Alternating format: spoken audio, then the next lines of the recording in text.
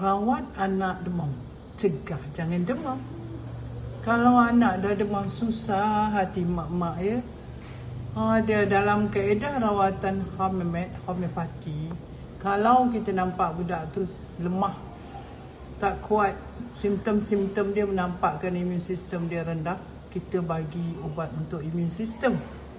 Dan untuk cegah daripada jangkitan virus, mudah demam, mudah sesama, kalau anak macam ni, kita bagi dia ATB6. Nah, ini sangat berguna bila anak dah mula nak sekolah ni, kita bekalkan. Sekurang-kurang kita bagi dia pagi sekali, nak tidur sekali. Kalau anak duduk rumah, tak bercampur dengan orang lain, dengan adik-beradik dia je, dia okey. Dia tak payah kita beri ubat ini untuk cegah jangkitan virus, sesama dan batuk. Kalau anak dah demam, dia meragam, merengek, mata merah, bibir merah.